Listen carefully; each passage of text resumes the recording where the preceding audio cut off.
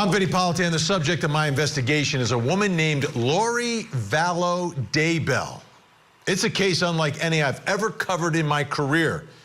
It involves religion, sex, deceit, and a series of murders, but started as a search for a missing child.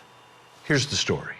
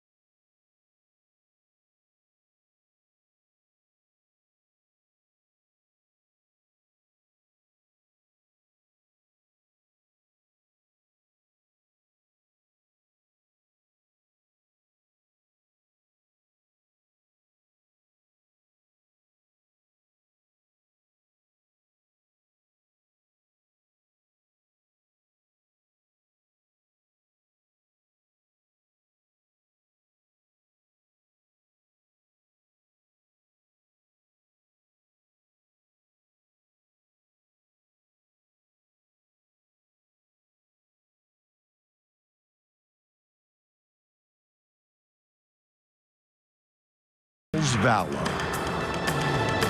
The shooting of Charles Vallow, that happened in Arizona.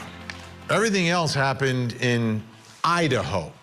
But in Arizona, Charles Vallow was shot and killed by Lori's brother.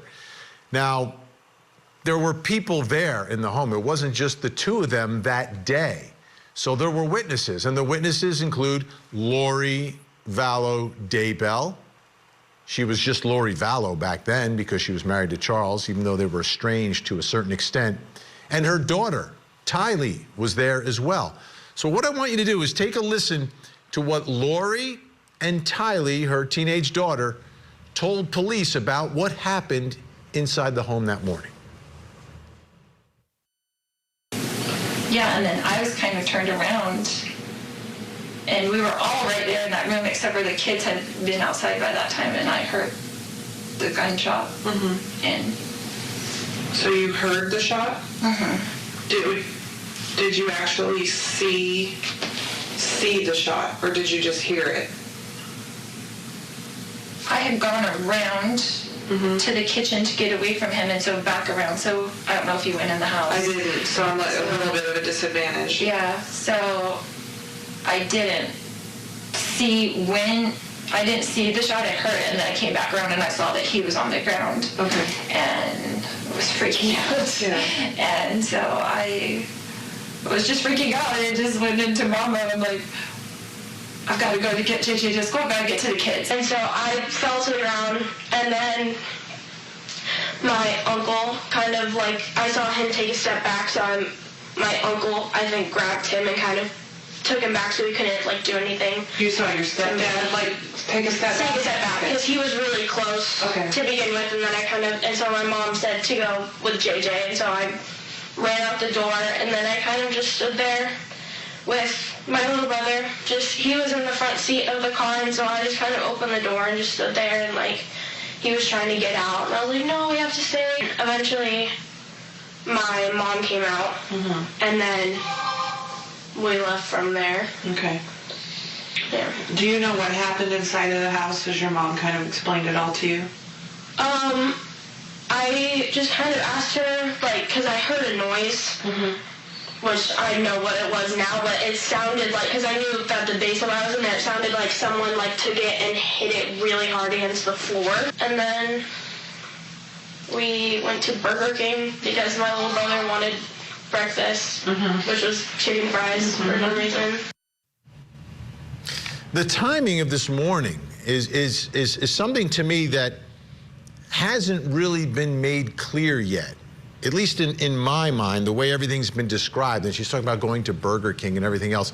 So I want to really zero in this first question to establish what I think is an important part of this story, an important fact when it comes to the shooting death of Charles Vallow. And it involves Lori, of course. She's the focus of all of this. Where was Lori when Charles was shot? At that moment, when Charles' life is taken by her brother, Alex, where was Lori? Let me bring in my guests, and we've got good ones tonight.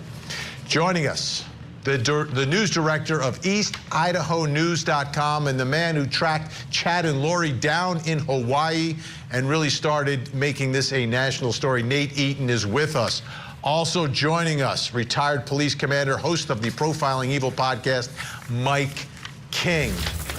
All right, guys, thanks so much for being here. Before we get into this discussion, I just want to go through a little bit of the timeline of that morning so we can have some context and you can give me some perspective on what's happening at what point.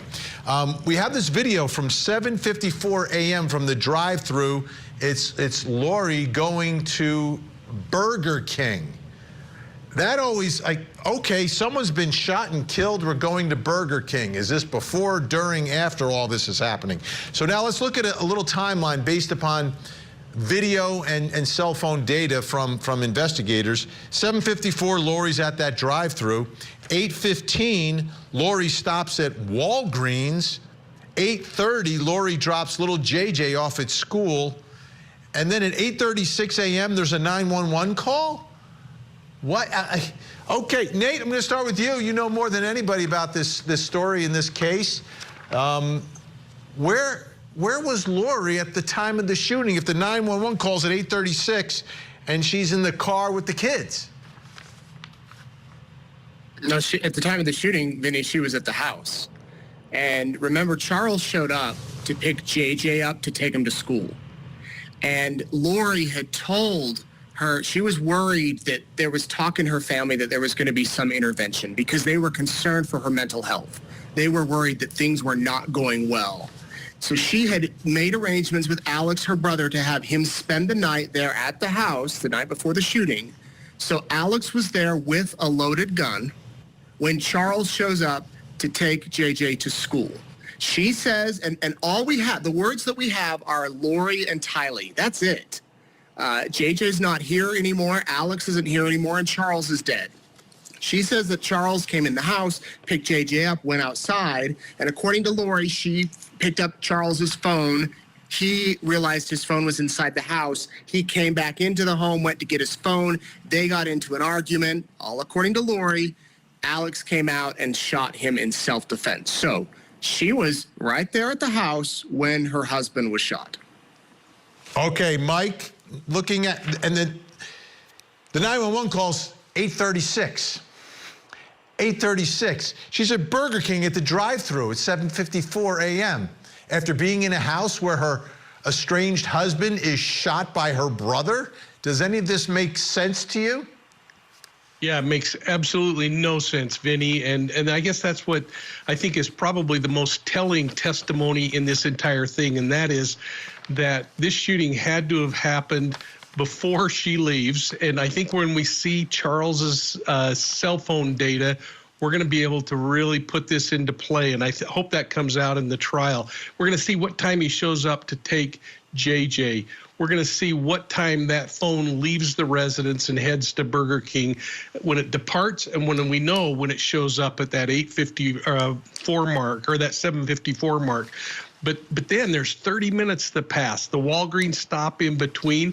And what this tells me is that there was staging and there was some planning going on of how are we going to now explain all of this. And, you know, as you talked about the location in which Lori says she was, and she describes that in her testimony, I think it's really important because it starts painting a picture. I've studied those blueprints of that house over and over again. And she makes this motion of going right from left to right as she goes into that kitchen area. So she's entering that dining area, going past that place. If you remember that video where that little Buzz Lightyear toy sitting on the counter to just remind you how horrid this crime scene was and what those children had to endure. And then she's coming into that kitchen area facing with probably Alex right between her and Charles when those shots are fired. She says she only heard it. You know what, Vinny? She walked past a dead body and somehow didn't think I ought to call 911. In fact, I think I'll just go tell the kids we're going to go get a burger and pick up some shoes. It makes absolutely no sense, and I think it's going to be something that is going to really hit her hard in the trial. Nate, what do we believe is the time of the shooting? Is that established in any way? The time of the shooting was pretty much right when she left the house or around that time. So the exact minute, Mike might be able to have that exact minute. But the reason that she went to get the shoes, they're saying, is because she had to get the kids out of the house so quickly they didn't have time to get their shoes. And that was the reason she said she had to stop at the Walgreens. And there's been there's been video of her not only at the Burger King, but at the Walgreens. So why was there a 40-minute or so delay in calling 911? That's the question. Yeah, absolutely. And there they were when they got married years ago. I mean, this was the husband who was around the longest for Lori. Okay, our guests are staying with us. Coming up next, Alex Cox killed Charles Vallow. I mean, he admitted to it. He's saying it's self-defense, but how many people did Alex Cox kill? He basically comes at you with the bat. Yeah. You tell him to put it down. Yeah. He's threatened, like, Yeah. what are you going to do about it? Yeah. And what'd you tell him? I didn't say anything. He's coming at me, and I'm holding the gun. Okay. If you're going to attack someone with a gun, you got to be ready for the repercussions. Matriarch of the Adelson family gets arrested. Donna Adelson is facing charges of murder, the death of her former son-in-law, Dan Markell. Prosecutors say a bitter child custody battle was the motive for the murder-for-hire plot. Now that Donna has turned into a defendant, what's next for the Adelson clan? Now that the ship is really sinking fast, blood doesn't matter that much. The Matriarch Mastermind murder trial. Live coverage begins next week, only on Court TV. Police or paramedics? Both. I'm in police and an ambulance. What's the emergency there? I got in a fight with my brother-in-law and I shot him in self-defense.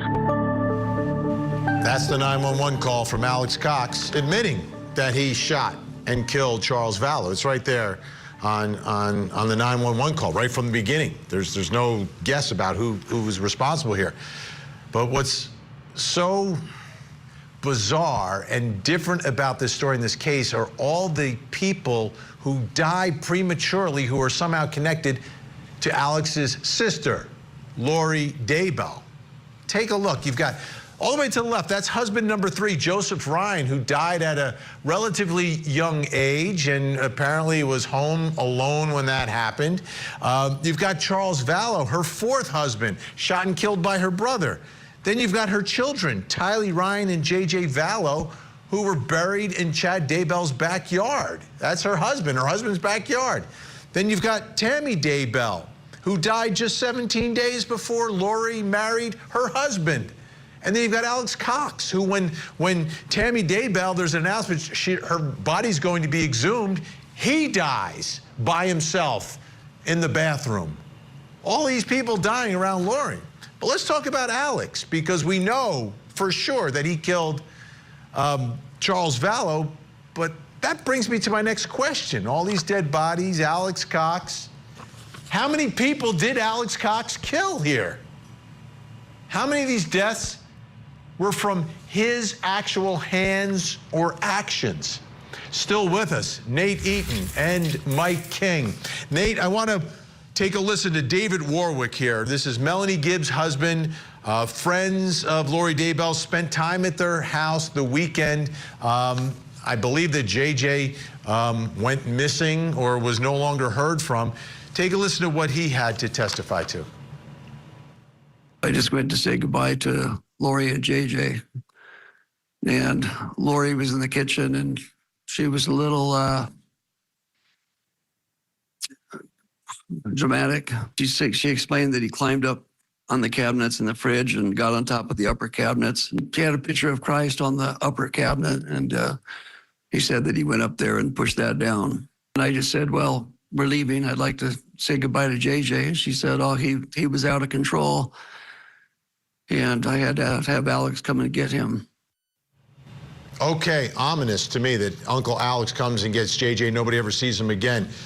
Nate, from all the investigation, all that you've heard, all that you've uncovered here, let's talk about the 2 children, JJ and Tylee. Does the evidence point towards Alex Cox being the one who physically takes their lives? I would say yes, Vinny. And one of the main pieces of evidence is the fact that his cell phone pinged on Chad Daybell's property on the days that those children were last seen alive. It was separate days in September of 2019.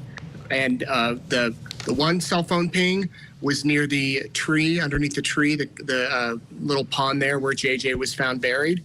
And then the other cell phone ping was at the fire pit where Tylee was found. And you also have the traces that have come out of his movements from his apartment to Chad Daybell's property, and how there were very few other visits in that time frame of him going out to Chad Daybell's property. Will we ever know exactly how those two children died, especially Tylee, what happened to her and her remains? We know what was left there, and there wasn't much, and it was horrific. I don't think we'll ever know that. Maybe we will if somebody decides to tell the truth, mainly Chad Daybell and Lori Vallow, but that's what happens. I gotta point out, though, one more thing, Vinny. Alex Cox's wife, who he'd only been married to for a short time when he died, she told police in an interview, at the very end of an interview, it was like an hour and a half, she starts to tell them that the day after they got married, Alex told her, "I want to give you a massage." And they went to Walmart and bought a big tarp and came back to their room, and he laid it out and then gave her a massage. This is according to Zulema Pastenis, his wife. And she said she fell into a deep sleep. Yeah, there's the video right there. She fell into a deep trance, almost as if, and then she couldn't get herself up. You know, when you're really, really tired, you can't move. She said that's what it was like. And she heard Alex on the phone, upset, talking to someone, presumably Lori or Chad.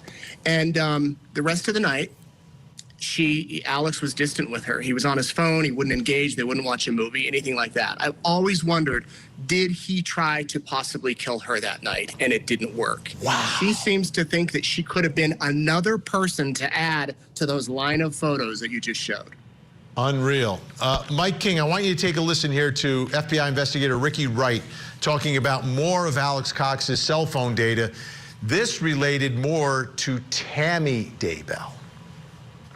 Between about approximately a 2.5-hour period, there were numerous data points generally around the Daybell residence. The first data point that we got at 9:21 is actually behind the main residence. And then at 9:22, we get another one that's actually on the northwest corner of the Daybell residence, near a gate there. And then we have a gap in time where we don't have any precise information, but until 10:39, when there's another data point, also a GPS data point that's behind the residence. And then at 10:57, there's another also behind the residence with a 5-meter radius, also GPS. As best I could determine, it seems like the device is leaving that area of the residence at approximately 11:45. Mike King, is it possible that Alex Cox goes inside Chad Daybell's home and is the one responsible for taking Tammy's life?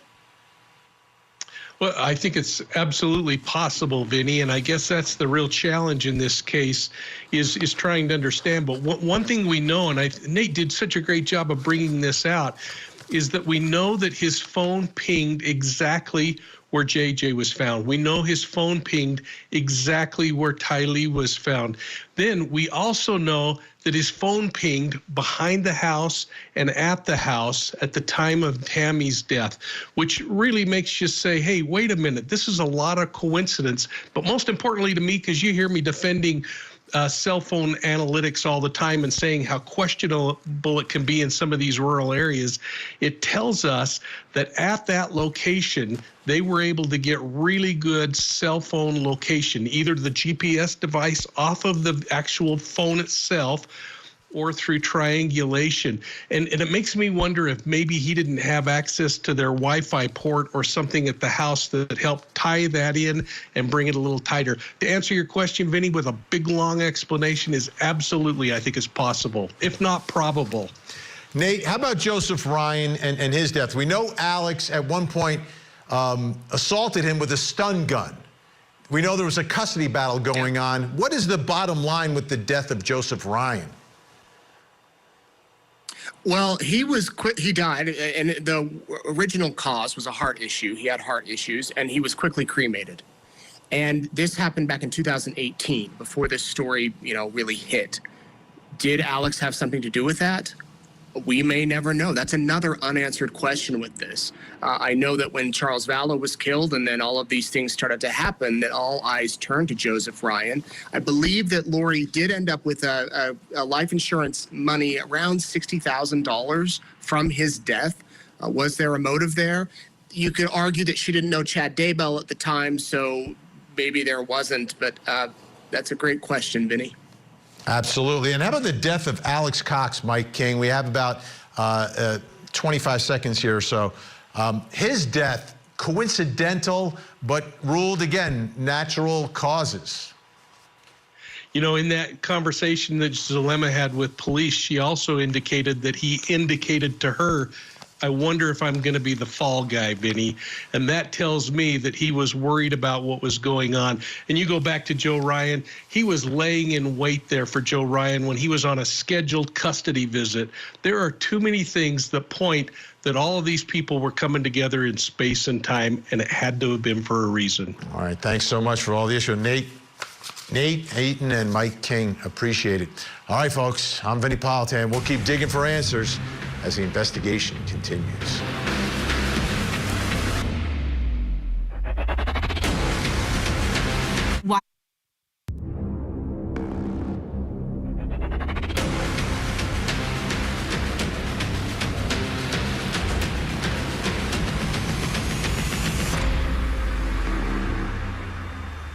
I'm Vinnie Politan. We continue our investigation of Lori Daybell, the doomsday cult killer.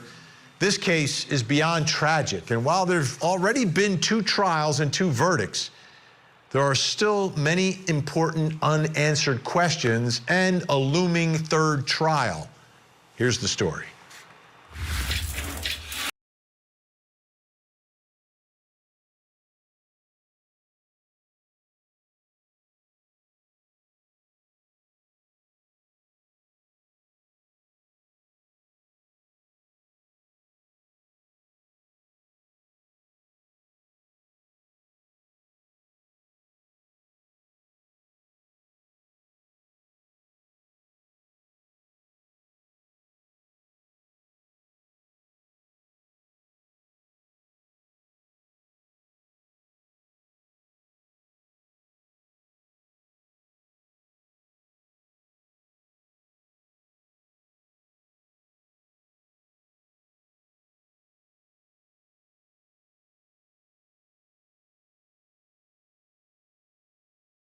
Killed by his brother-in-law, Alex Cox, Lori's brother.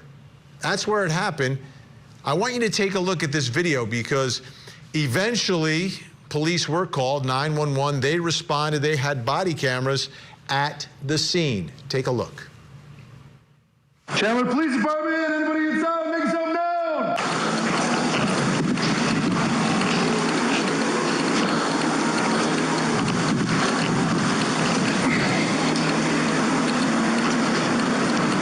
Team, we got one subject down, apparent gunshot wounds to the chest. Did you get the guy inside's name? No, I haven't got it. Charles Vallow. Charles Vallow? Spell that. V-A-L-L-O. Charles is the husband of the occupants here. But I guess he lives where? Her last name you gave me. Vallow, V-A-L-L-O. First name Charles, and that's all we got because he's from Texas. Okay. So we don't really know much else about him. I don't know if there's a wallet or something in here. He's shot the Yeah. Is this guy visiting? Yes, he is the brother of the wife. And he was staying with his sister. Okay. There was I guess it was a domestic this morning, and they left. And it was just him and the brother-in-law. And the brother-in-law hit him in the head with a bat. To his bedroom, he grabbed his gun to put the bat down. The guy didn't, so he shot him in the chest. Okay. All right. So he lives in Santan Valley, just over here visiting. Oh, on vacation. So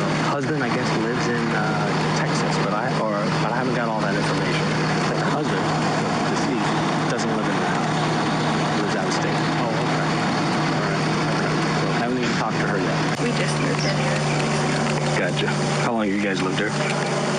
Sorry? How long have you lived here? Like 3 weeks. Oh, geez. Yeah, okay. That's why the neighbors don't know us. Gotcha. Like, hi, neighbor, sorry. The story of Lori Daybell and Chad Daybell, so layered and so complicated, but we know they've been convicted of the murders of Chad's prior wife, Tammy, her children, Tylee and JJ. But here now we're talking about Charles, the shooting death of Charles. We know Alex Cox pulled the trigger, but my next question goes a little deeper than that. And it's not just about who pulled the trigger, but who was the mastermind of Charles' alleged murder? Because from the beginning, Alex Cox was saying self-defense in this case. I think this is an important question, and it gets into a lot of the relationship and dynamics of the folks involved here. So let me bring in my guests with me, the news director of EastIdahoNews.com and the man who tracked Chad and Lori down in Hawaii, Nate Eaton, and Lori Vallow Daybell's uncle, Rex Connor, also with us. Great to see you both. I want to play something before we attempt to answer this question. This is a phone call made by Chad Daybell calling the mortuary asking about cremation. This is kind of a bizarre call that got caught on and was recorded. So let's take a listen. Hello, my name is Sarah. I'm assisting with your calls. How can I help you today? We just had a death in the family, and we really don't want anything but a cremation and then to send the cremains to a family in Louisiana. Just a simple, nothing other than a cremation and sending him to his family for a service in Louisiana. So is there any way to know a ballpark price on that? Yes, and I'm sorry for your loss. Thank you. Okay, let me transfer you over to the director who can assist you with the pricing. What is your name, please? It is Chad Daybell. How do you spell the last name, please? Dabbal, Daybell. How are you related to the person who passed? I'm his nephew. And then also, this is for the Valley of the Suns in Chandler, correct? Yes. Thank you. Yes, he lives there in Chandler. I live in Iowa, so I'm just trying to help out. Oh, okay, thank you. Yes, what is your uncle's name for reference, please? He is John Dayball. And last name? Well, Dabbal. Okay. The same. John. Do you have a middle name? Myron. Bizarre call. But so it seems like he's inserting himself in all of this. He's not there in Arizona when this happens, obviously. So what are your thoughts, Rex, about who the mastermind was here behind the shooting death of Charles? Vinnie, I'm a little cynical about that question. I like to say there is no mastermind involved here. These are idiot criminals. They are not only evil, but they are ignorant. They're stupid. Sorry, I had to vent that. I think my personal opinion of Charles' death is Lori was the driver of that, but obviously she conspired with Chad, with Alex, and who knows who else. The original indictment says all co-conspirators known and unknown. I hope the upcoming trials give us more information about anyone else that may have been involved with that. Now, there are also text messages between Chad and Lori about Charles's death benefits. Let's take a listen to that and then see how that impacts what we think here. Lori sent Chad a message. I just got the letter from the insurance company saying that I am not the beneficiary. It's a spear through my heart. Who do you think he changed it to? Brandon or probably Kay? He left nothing for JJ. Chad responded to Lori, wow, that's terrible. There's no way to find out? Lori sent Chad a message to Chad. Nope, he can change it anytime he wants. He's the agent, and anyone can change their beneficiary anytime with their own signature. I'm thinking it must be Kay. Chad sent a message to Lori. It will be interesting if it got changed after he had 2 bullets in his chest. Okay, Nate, it seems clear to me the motivation here is money, money, money, money.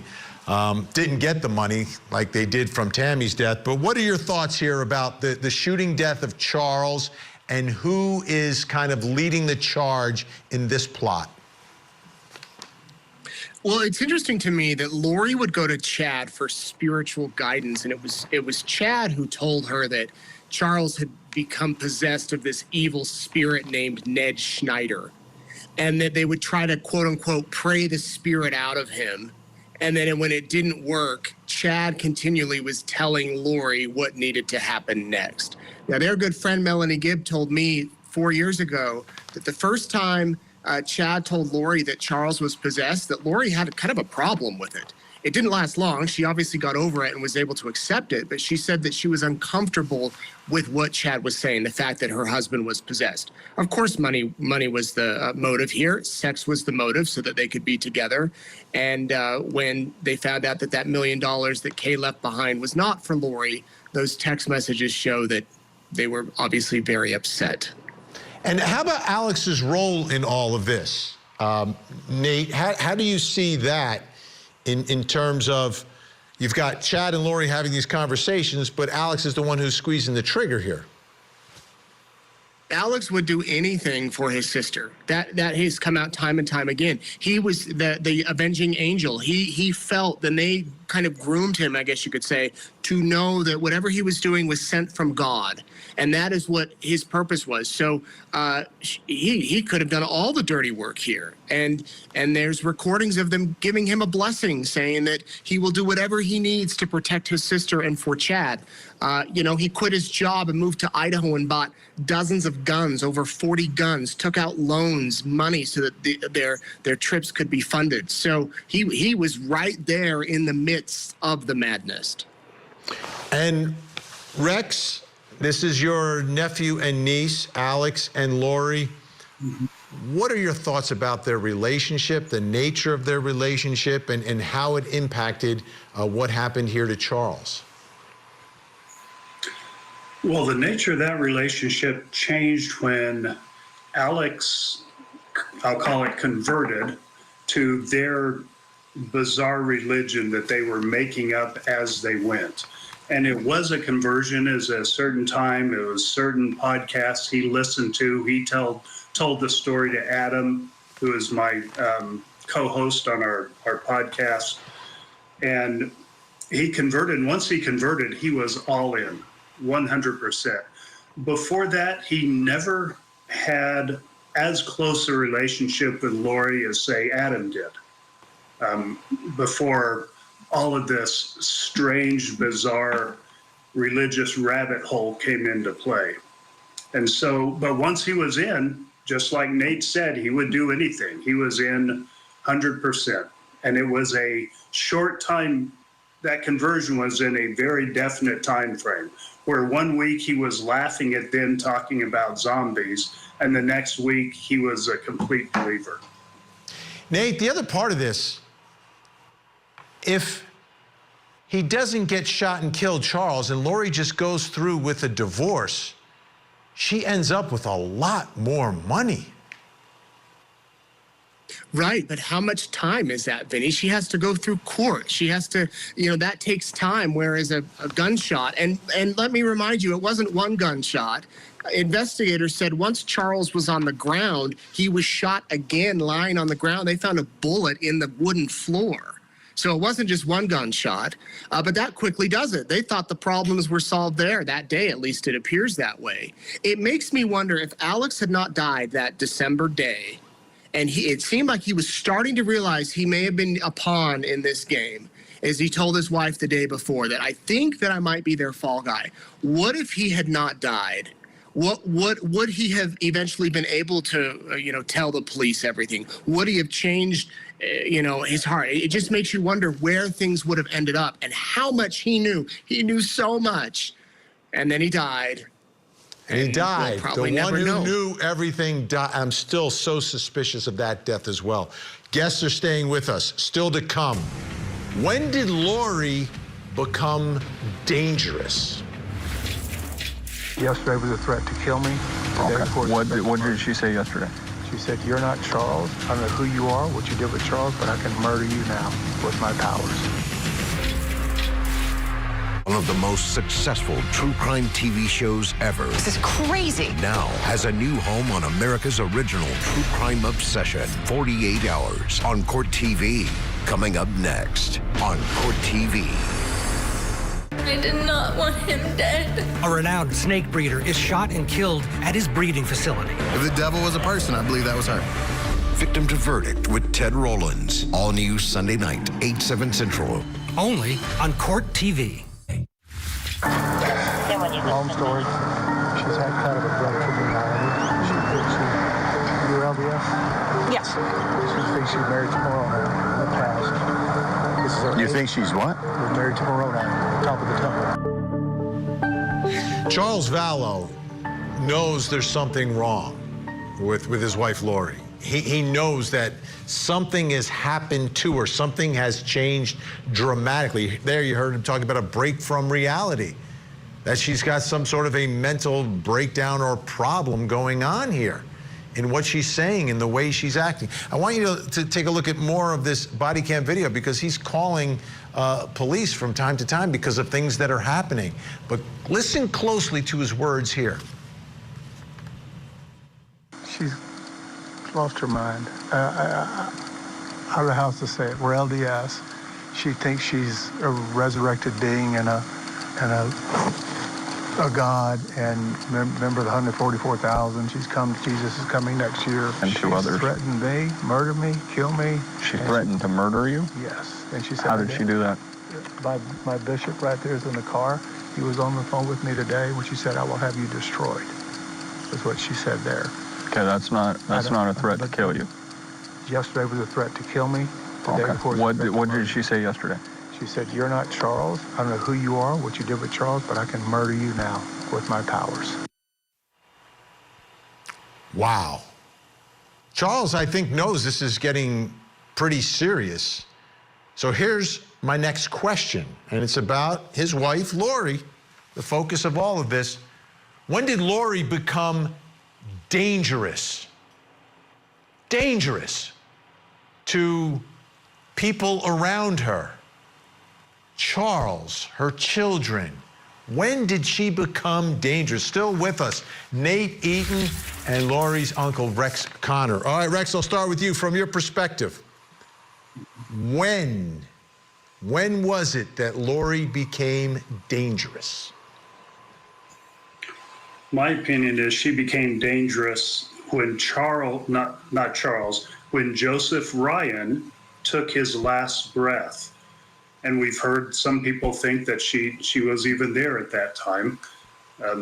I don't know that. But the point being, and Lori's other brother, Adam, says this very well, whether they were instrumental in having Joseph murdered or whether Joseph died of natural causes, either way, that emboldened Lori to think God is with me. God answered my prayers. Joseph's gone. I wanted him gone. He's gone. Oh, look at the money I get for this, both in Social Security and life insurance. I believe that's the point at which she became dangerous, because now she has, a taste of blood, frankly, and a taste of the money and the profit. That is before she met Chad. Now, meeting Chad again, to Adam, has a good, I wish he were here with us tonight telling us this. He has a good description. When they got together, it was just the perfect storm of evil. And so that compounded it. But my belief is it started when Joseph Ryan died. Nate, I've spoken, and I know you've spoken to them many, many times, and Kay, JJ's grandma, and Larry, they talk about how they were so happy that Lori and Charles were going to be raising JJ, that they took her in, and they were they felt that Lori was going to be an incredible mother and was an incredible mother for some period of time. So from your perspective, studying this case, uncovering everything, from your perspective, when do you think Lori became dangerous? She and Charles moved to Hawaii before all of this and lived there with JJ and Tylee. And I spoke with the nanny that lived over there with them. And the nanny told me that Lori got a hold of a religious book that was about the end times, the second coming. And she became obsessed with it. She couldn't put it down. It became her Bible. She would tell everybody about this book. In fact, when she and Chad were served with papers in Hawaii, she had that book with her by the pool. And I think that may have been the beginning of the shift where it became normal thinking, good mom, going to care for my kids, to obsessed with the end of times. What do I need to do to prepare myself for the second coming? And I think gradually from there, it just, moved a tick by a tick by a tick. And then when she met Chad at that religious conference in 2018, the fall, as Rex said right a minute ago, it was like a match and gasoline. And that, minute by minute change became a massive change to everything 100 miles an hour, go, go, go, get everything out of our way until we can be together. Rex, how about in real time for the family? Was there a point for the family where Lori's not well, but so much to the point that, hey, things could get dangerous here? I can't speak for everyone in the family. I don't try to. We're divided on a lot of subjects in there and have different opinions. But in this case, I think for me and others that I know of, when Charles sent out the emails to several of us members of the family talking about what Lori's into, and the attachment showed, and they came out in court and are public, but the attachment showed Chad's light and dark scale. That's the first indication, many of us, including me, that's the first indication we had that she's doing weird stuff. And I was familiar with that weird stuff a little bit from previous situations with other people. And that's when I started saying, this is a bad road to be on.